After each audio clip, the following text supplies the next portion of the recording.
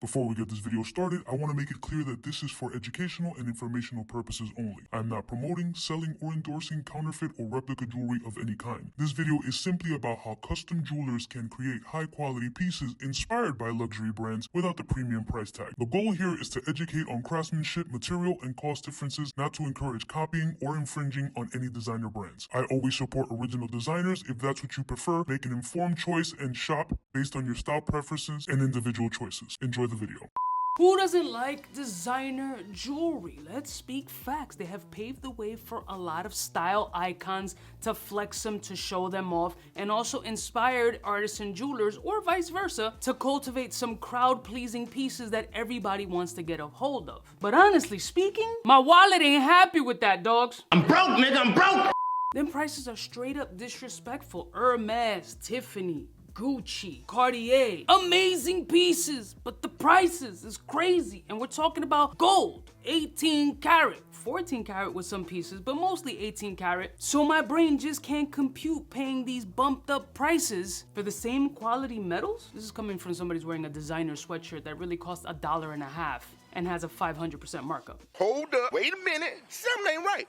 So the question is, can we get the same flex factor, same quality, same finishes as all these big name designer brands without the big name designer brand price point? So I asked my homie David over at DJI to give me a breakdown. If I wanted to get pieces similar to this, I'm not talking about knockoffs, replicas, imitations. I'm talking about something in the same quality, same style finish, inspired by some of these pieces. What is the price point versus the original retail, and how much, if any, are we saving? Or we can just continue funding CEOs' yachts, which I want to be part of. So let's roll my music to see if we can get the same artisan beauty as those high-end luxury designer brands at a fraction of the price. I'm kind of a big deal.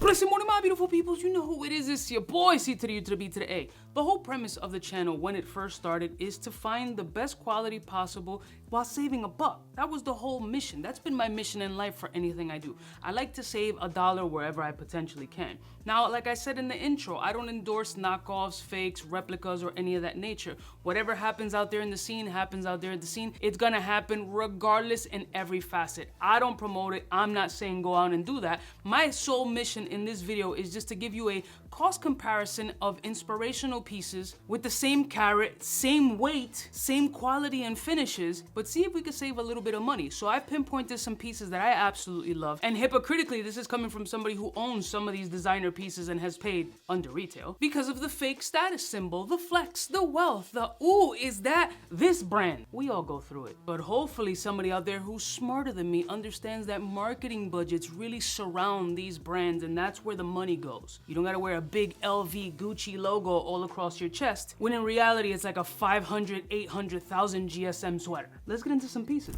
Now, the first piece that I've been politicking on getting is by a luxury brand that has been doing incredible, and I mean incredible jewelry for hundreds of years. That's the brand of Bulgari. Now, this is the Serpenti Viper bracelet. Fucking beautiful, so simplistically done and exquisitely crafted. Now, I'm not looking for something super duper identical. I'm not trying to rep it, but something about it being an 18 karat gold beauty calls my name aesthetically. I like the whole bangle wearing. I know it's metrosexual or whatever the case may be. I like to wear it, especially when I dress up, and this is something that I want to add into my collection. Now, if I do decide to go the original route, I don't want to pay the $7,000+ retail tag that this bangle has. It's $7,000, it's 18 karat gold, and it's essentially a coil bracelet, very simplistically done with some mobility in order for you to wrap it around your wrist. So for shits and giggles, I asked David if I wanted to get something in this space, same carat weight, not exact design, but something inspired by this brand in 18 karat gold. What do you think the price point would be? Without revealing any information of what these pieces cost, anything like that, he's just answering a customer's inquiry. A lot of people ask why. Why treat the customer this way? Why? Because fuck them, that's why. Now, he said that there was cost savings depending on what carat you wanted to go to. The majority of the people do go for 14 karat. Now, these designer luxury brands generally focus on 18 karat plum. But I wanted to see both options. I didn't ask for 10 karat because some people still frown upon 10 karat. I think 10 karat is still perfectly fine, but some people don't feel that way. So he quoted me 14 and 18 karat. So at 14 karat gold, something in this space would cost about $3,800. Not cheap, and it's also not 18 karat. So, but if we wanted it in 18 karat, it would be an extra $1,000. $4,800 approximately, give or take. Obviously, these prices are going to fluctuate depending on the gold market at that current time. So with that extra savings, I would make my own style. With that savings, you can add your own flair to it. Let's say, for example, I add some like emerald eyes, more defined scales, maybe a little girthier to give it more presence, maybe capping off the tail, doing a little bit of a pave diamonds on the tail, adding a little bit of element. So essentially, you can get an 18 karat bangle inspired by this piece for approximately like a $3,000 savings. $7,000, designer, prestige, beautiful presentation, amazing marketing, brand name. $4,800, artisan jeweler. No traditional designer brand name luxury behind it, but hopefully similar quality. What do you think? Next one. Now, the popularity of this next piece is insane. It's by the beautiful brand of Cartier. Cartier is known for doing a very specific design, which is that love pattern, that love design. Unfortunately, it is mimicked everywhere. You shouldn't do that, it's wrong, but it happens. Now, the majority of the people have the thinner band or the medium-sized band, but this one is the extra large band. That's what I like to call it. It's really the large band. It almost wraps around the hand like a mini bangle. Now, that ring that you see there is about 11 millimeters in height and about 1.3 millimeters in thickness of 18 karat gold. Cartier only does the finest in 18 karat gold, and they do shit flawlessly, and I mean flawlessly. I've seen a lot of bullshit out there of people trying to fucking do their own interpretation that look like ass, but I've also seen crazier shit out there too. So I told him I want a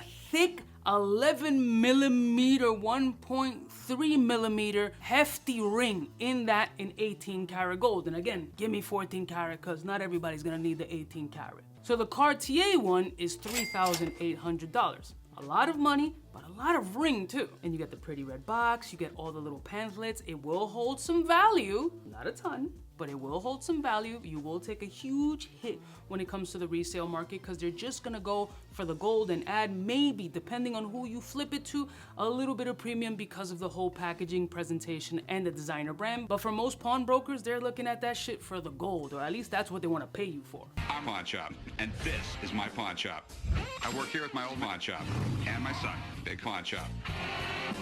So to get that large version of ring, if I wanted to get it made in those specifications of 11 millimeter and 1.3 in 14 or in 18 karat in 14, it would be approximately $1,830. Significant savings. But if you wanted to go bar for bar in 18 karat, we're about $2,400. So $2,400 versus $3,800. Now the person who can afford the $3,800 might just want to pay that premium, which isn't a huge premium, for that designer brand and full presentation, to have the mystique and to feel luxurious, to get this Cartier ring for just a measly $1,400 more. I mean, it's still $1,400, but again, the clientele that's going for these pieces might just see that $1,400 in the red box presentation, in the whole store experience, in the champagne that they give you, the white glove service. That might be worth the $1,400. So there isn't a huge cost difference that you might still want to go get that experience at the Cartier store. And let me tell you, the experience is pretty fucking nice, depending where you go. Now, the next piece that I saw was a new release, and I loved